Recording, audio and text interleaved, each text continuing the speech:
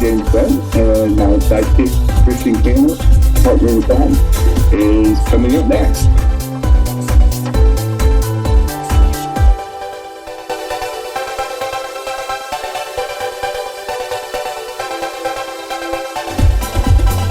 Hey everyone, I'm Jen's sidekick. Welcome to Two Queers in a Truck. Hi y'all. See you soon.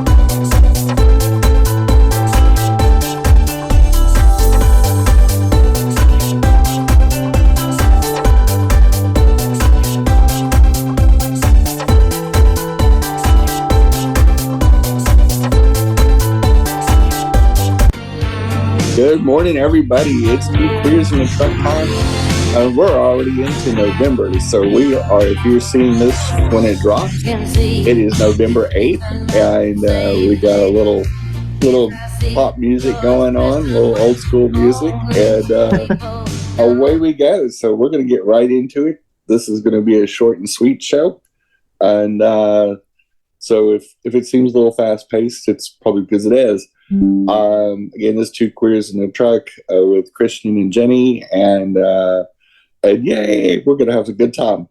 Right into it. Idaho did the first abortion trafficking arrest this week.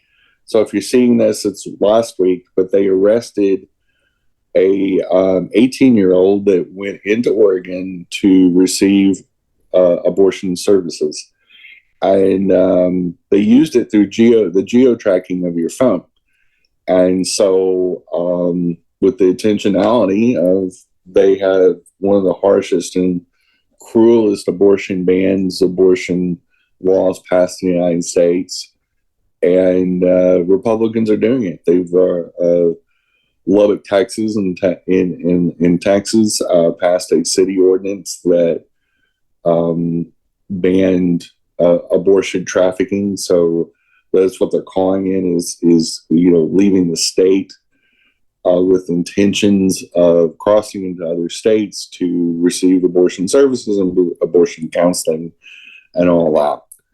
And it's kind of wild that completely unconstitutional, completely illegal, just insane. But we're in that next stages of authoritarianism and fascism that was not really different than the "Where Are Your Papers" era of Nazi Germany, the Third Reich, and where free passage of inside your country was being prohibited or was banned for certain types of citizens. So in this case, women of reproductive age, suspected to be pregnant. Now, in certain states and certain cities, red areas of the country, Republicans deem it abortion trafficking and will track you through your phone, through your smartphone.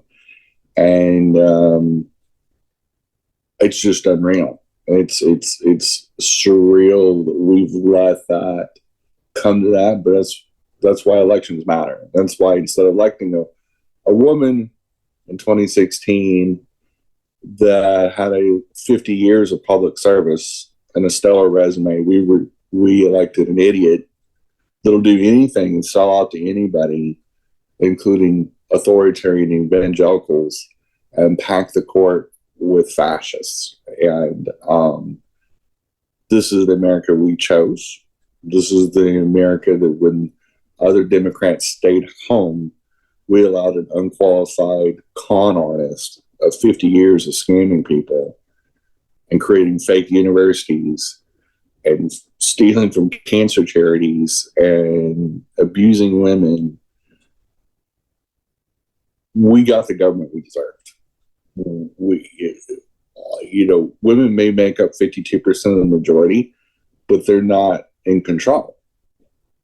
And it shows. And they've made bad decisions. And I blame a lot of people, but I also blame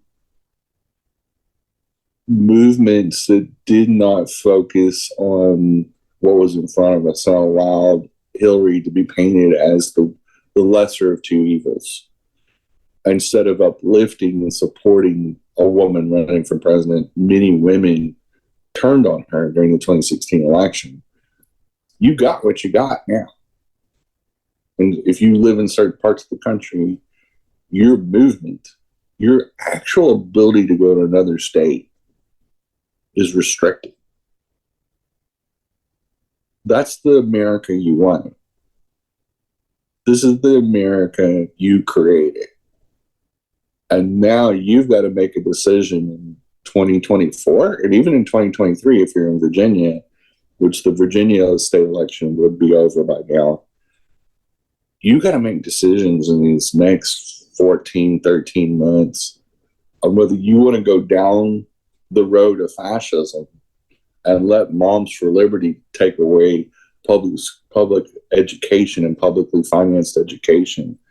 And you want to decide if you like reproductive rights and authority over your own body, because pretty soon, if we keep going down this road in certain states, and maybe even the whole country, you will be considered reproductive stock. You will be no different than livestock. When you can't travel freely state to state, you're done. We're done. And that's the harsh reality. That's what we live in right now. This is America 2023, is when a person gets arrested traveling to another state and supposedly a free republic, democracy, whatever the chuds want to call it. The America that I grew up in and that Christian grew up in and many of us grew up in, that is officially over. We're not in a free republic anymore. We maybe never was, but the moment you can be arrested for a medical procedure, you're in trouble. We're in trouble. And women better wake up. Cis women better wake up. They better use their voting power, their buying power. I don't know how this is all over the news. I've seen a few people comment on it, but we don't have to worry about what happened in Palestine or Israel if authoritarians here want freedom for gun owners and they can buy whatever gun toy cock-shaped replacement they want, just like a big jacked up, small penis truck. They can buy guns anytime they want, but a woman cannot choose to do with her own body and could be arrested for going across state lines. Oofta. Forced pregnancies here. Body autonomy gone. And if they can take body autonomy from 52% of the population, they can take it from anybody. Don't be fooled. Just ask people of color what body autonomy they've had in their history in the United States. That is pregnancy redlining right there. And authoritarianism. We're past the first stages of fascism. And that's devastating. Speaking of fascism and authoritarianism, a third of all Americans make less than $30,000 a year. When in most cities, the median price of a house, a new home, or a home in general, is between $300,000 and $400,000. In Charlotte, I think it's between $300,000 and $400,000 for a middle class home. And I'm pretty sure a person making $30,000, which would be $2,500 a month, gross income. That's not even before taxes.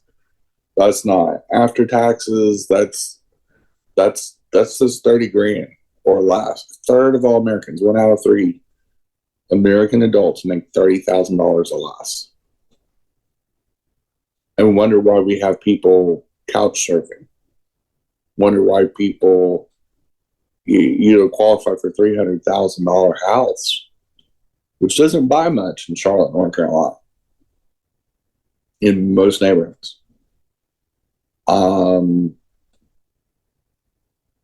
That you'd probably be lucky to qualify for $100,000 house. I don't know. I've looked on the MLS. You can't find too many $100,000 houses in Charlotte, North Carolina that still function. Not just a dirt lot. I'm not even sure. Some neighborhoods you couldn't even buy a lot for that with a teardown house. So what do we do? And the reason I'm saying this is that Stefanik from the Republican Party was talking about when Trump was in office. When he left office, most Americans could afford a $725,000 house. First of all, that's not the median house price. And second of all, none of that's fucking true. The majority of Americans could not afford a $750,000 house. They couldn't qualify. Even if they had the credit, they wouldn't have the money. Even at the lowest interest rates from 2020, at around 2 or 3%, that's still almost a $3,000 a month before insurance and all the other accoutrement, water, sewer, electricity. That's where it's almost a $3,000 a month payment. A third of Americans don't even make $3,000 a month. So your payment can't be higher than your income. That's bad math. No bank would approve you for that. And nobody has $725,000. You bet even people that make $100,000 a year don't have $700,000 in the bank usually. The average American has $1,000 or less in their checking account. That's why most people are one paycheck away from being in a disaster zone. But we don't need health care or affordable housing or anything like that. We're up against our first break, and we'll be right back with some more Two Queers in a Truck.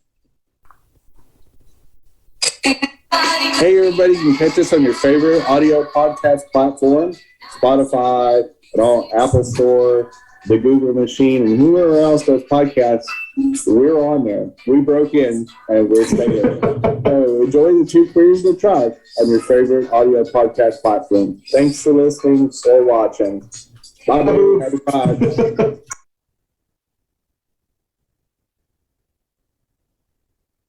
But I guess why I'm talking about this is how much damage Trump actually did to our country during his 4 years. He gave away the largest socialistic redistribution of wealth to the wealthiest humans in history.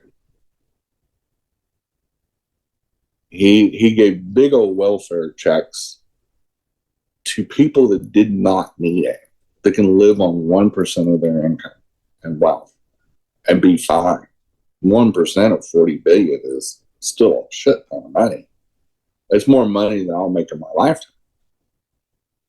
Probably more than what 10 of my friends will make in their lifetime. 1% of 40 billion. And there's a ton of people in this country that have $40 billion. We got over 700, 800 billionaires in this country that own 60% of this country. Our top 1% of Americans, which is about, 15 to 20,000 people.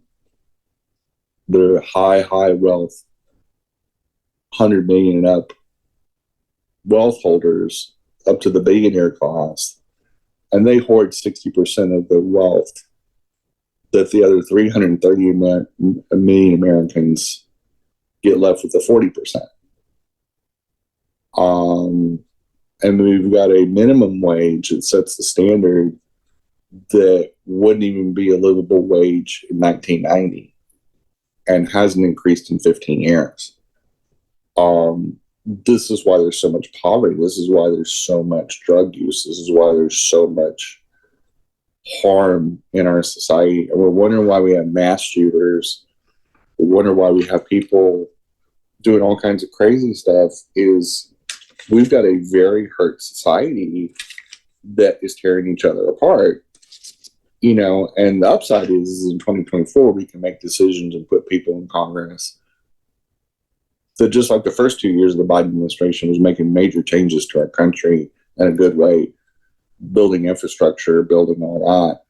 Unlike an Abbott for example, that just did a photo op at a private high school in Texas, the Cornerstone School, and was bragging about the $8,000 private school voucher that they created in Texas, give away $8,000 to a school of your choice. And the problem is the tuition at the school is $27,000, so it's welfare for the rich. So it didn't even pay for a third of the tuition. So unless you make really good money, you can pony up the other $18,000, which wealthy people can. Middle class and poor people, considering a third of all Americans, adult Americans, make less than $30,000 a year. I'm pretty sure they're not shitting out the other $18,000. I'm pretty sure somebody making $60,000 a year, which is a livable wage in most cities in the United States, right? I mean, it's livable. You're not going out and having any wild exotic vacations or anything, but it's $60,000. You still couldn't afford the $18,000 difference. And that's very typical of a private elitist school that these Republicans want to hand over public money to. And this is why we say the public, these vouchers to these private schools is a scam. And when they're collecting $27,000 a student and not providing maybe 25 or 30% of the services that a public school deal, what that's called to you and me is good old-fashioned profit. There's a reason why these evangelical Christians like Betsy DeVos, that's a billionaire, is pushing for school vouchers and funding groups like Moms Demand Mansion, because this is $1 trillion wealth transfer cash flow. When they make this nationwide, and when all of our public school money goes to a voucher system where they can do school choice, 2023 and 2024's version of segregation, they're just using the economic system and the market to segregate people into either, when public schools go away, even though they're completely funded system that all the money's going to private enterprises, your choices are going to be homeschooling for the poor people and middle class people that can't afford that kind of tuition, or private schools. That's where this is going.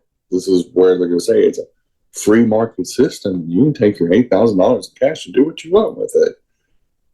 Problem is that all these schools are going to have $25,000, $30,000, $45,000 tuition bills, meaning the majority of families that are below a certain income level ain't going to have a shot in hell of sending your kid to school. I'm not about kindergarten. I'm talking about first grade. I'm not talking about high schools. I'm talking about a universal system that'll be completely catered to the haves and the have-nots. Good luck. Go buy your kid an iPad. Figure it out. That's freedom. That's freedom in America right now. School choice. You got a choice. You can go pay a $30,000 tuition bill. Nobody's stopping you.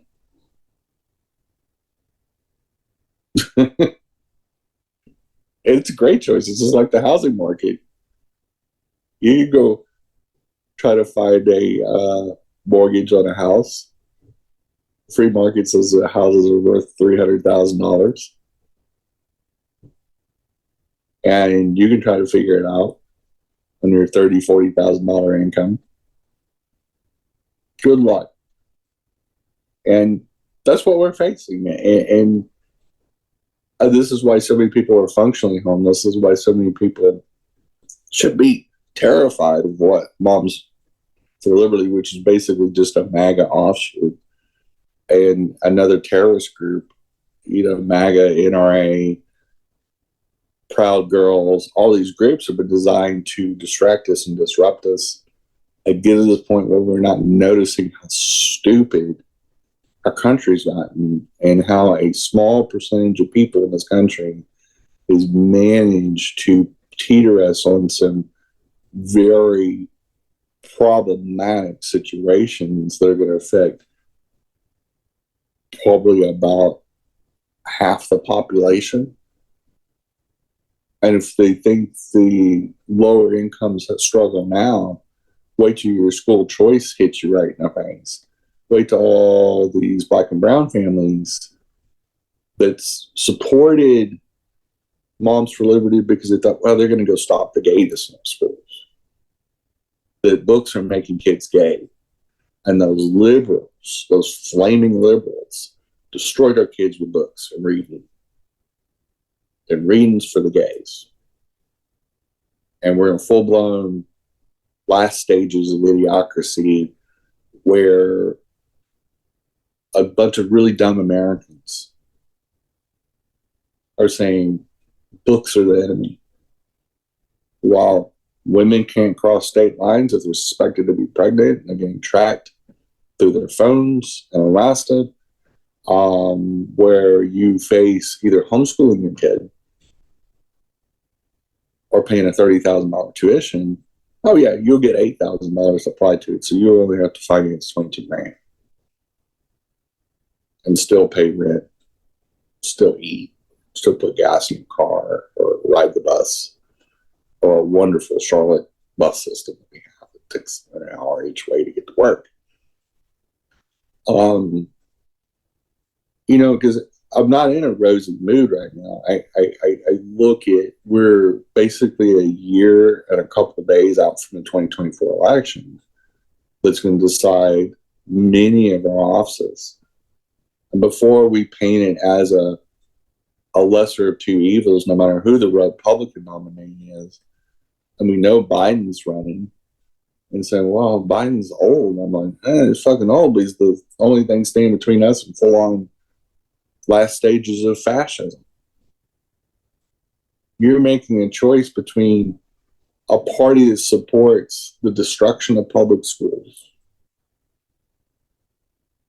brand new 2024 version of segregation, and it's not just along racial lines, it's along poverty lines.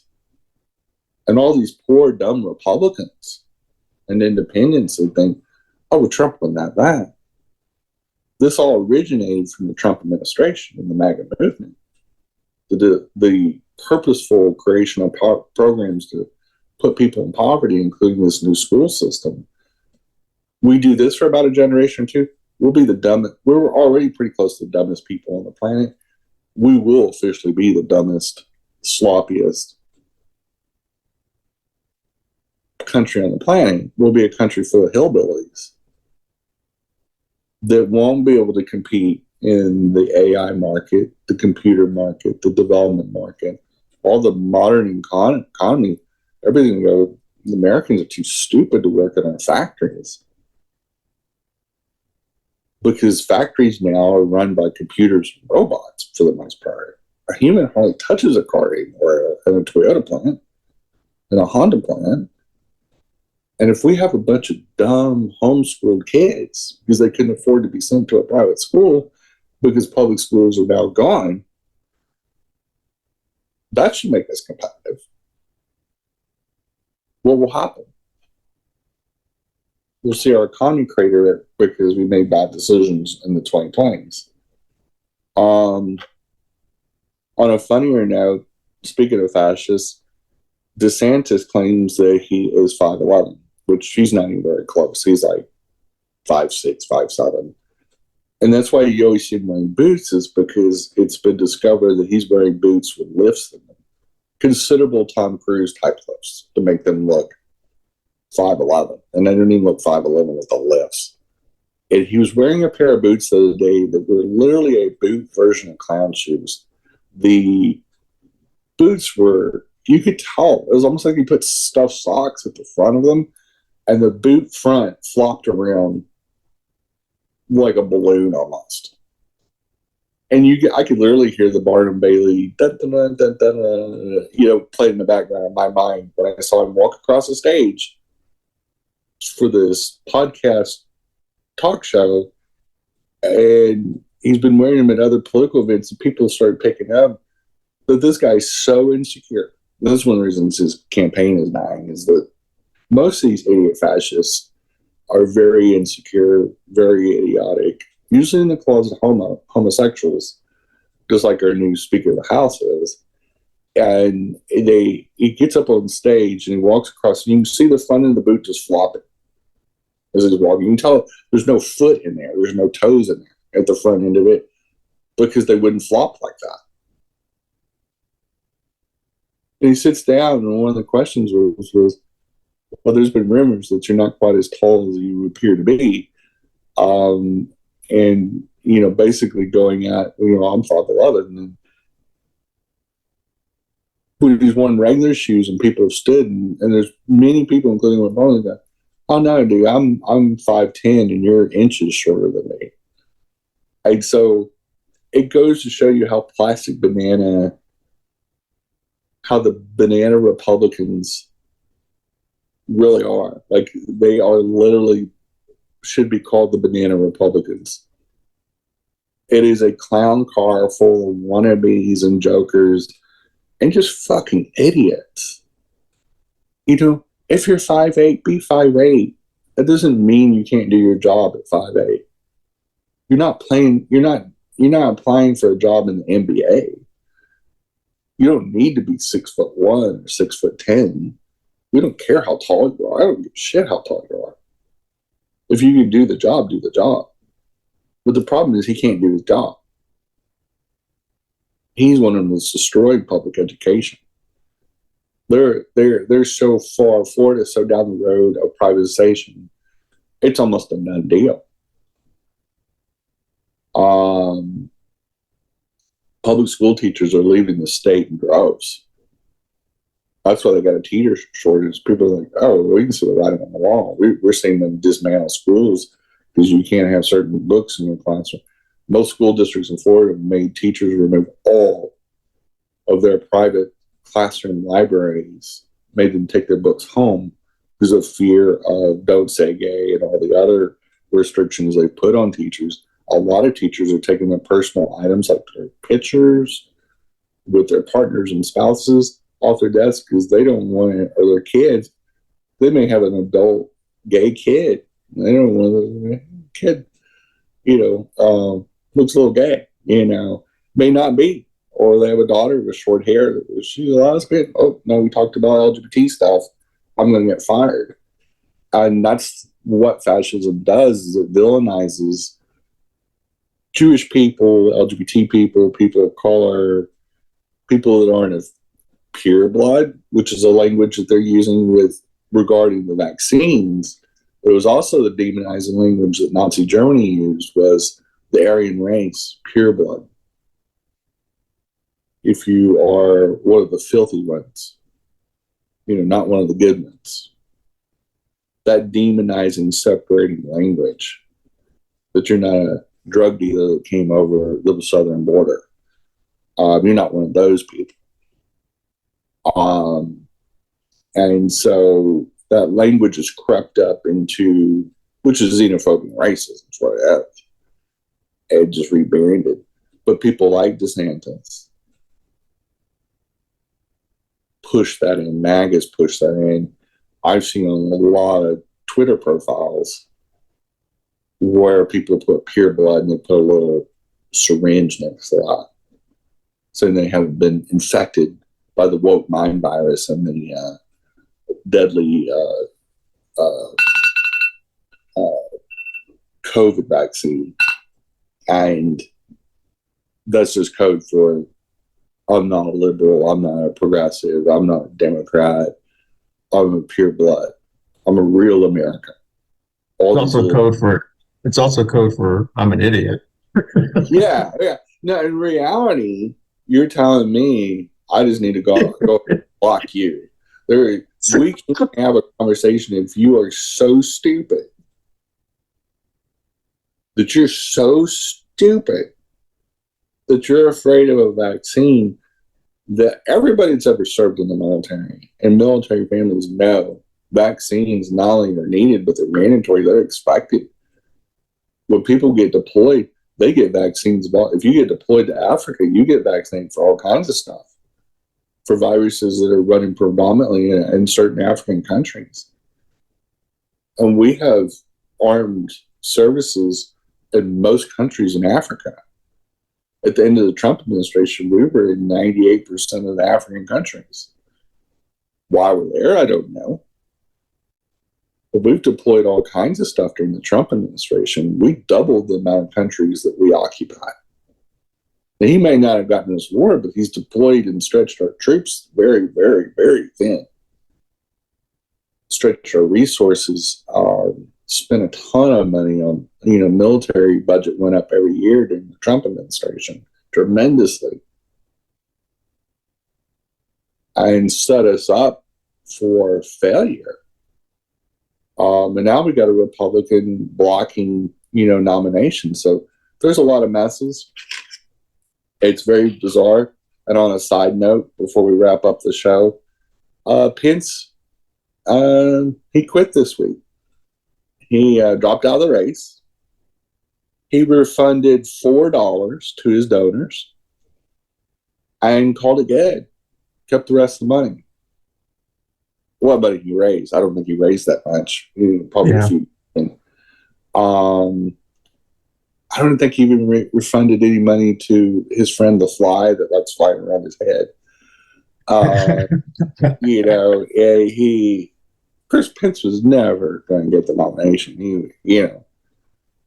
No MAGA is going to vote for him because they were wanting to hang him on January 6th. I mean, they built a platform with his name on it.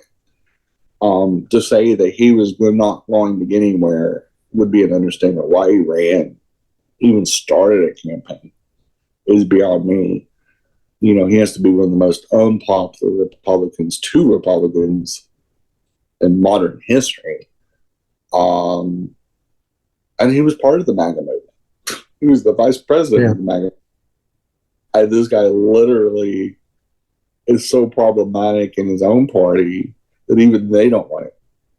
And he was polling lower than Nimrata Nikki, whatever her name is, Haley, polling lower than Tim Scott, the closeted other senator from South Carolina. The other closeted senator. They got two closeted gay men as senators from South Carolina. I don't know how you do that, but they did it. But it's the state of the Republican MAGA party it's literally a dumpster fire, which does give me hope that we're going to do really well in 2024 if we keep on keeping on. And I love how aggressive Biden has gotten and how aggressive Kamala is coming out, and just they're coming out swinging. And they're going to make this a 15-round fight. Biden's going to fight as hard as he can. And anybody with any brain, independent, dissatisfied Republican, and every Democrat, it better get all their friends registered, their dogs registered, their cousins, their secret lovers, whomever. But boy, we better be full frontal democracy in 2024 and take no prisoners, because we can win if we turn out like we did in 2020. Yeah. We'll win the landslides. We'll take back the House. We'll keep the Senate. And we'll keep Biden keeping on. And we'll have him propped up. We'll shoot him up with speed or whatever we need to do. Give him some naps. Because he's a hell of a president. He's done a lot for our country. He's done more than probably any president in modern history.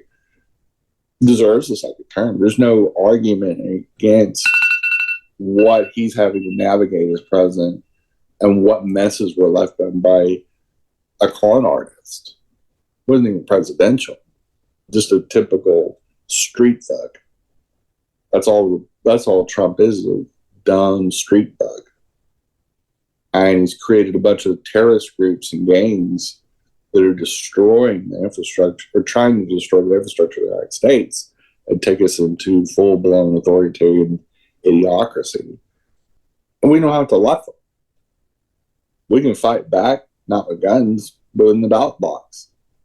We can just vote like our lives depend on it, because there's a whole bunch of people finding out right now that we let Trump fuck around long enough. And now we're in the find out part of this, and the consequences are starting to hit, and they ain't great. And so that's all I've got for Two Queers in a Truck for November 8th. And we'll dance on out, and we'll see you next week. Bye, baby. Bye, boo. Hey guys, I've got a special product out, and we've got a store under the name blueapplytech.com, and you can go on our Etsy store, you can go on our social media, and you can check out our merchandise. We have some amazing snowflake Trump mugshot ornaments. We have mugs, we have pillow covers, we have a lot of cute stuff for the holiday season that you can buy. And it's great fun, and it goes to a good cause. It goes to my company, and it's helping us out getting started. And also, who doesn't want a historic snowflake Trump ornament? Exactly. Here, that's funny. What's the name of it again?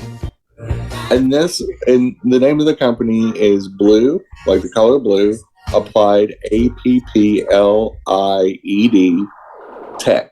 Like technology. Blue Applied Tech. Ah, cool. And so you can look us up. We have a website, but our store is on Etsy, and a lot of people use Etsy for different types of gifts. They are assembled in the United States, so it creates American jobs, and most of all, it's a lot of fun, and they're not expensive. Cool. So, Blue Applied Tech. Got it. Correct. Come seek us out and buy some gifts. Cool. Hey y'all, thanks for watching Two Queers in a Truck, and we'll be back next week. Hope to see you soon. Bye, babe. Bye, boo. Hey everyone, thank you so much for watching us on Two Queers in a Truck. Don't forget, you can watch us anytime at your leisure on our video podcast platforms like Facebook and YouTube, but you can also listen to us, either this show or any of our past shows, on our audio podcast platforms like Apple, Amazon, Google, Spotify, and all of the other ones. So once again, thank you for watching Two Queers in a Truck. I hope you enjoy our show.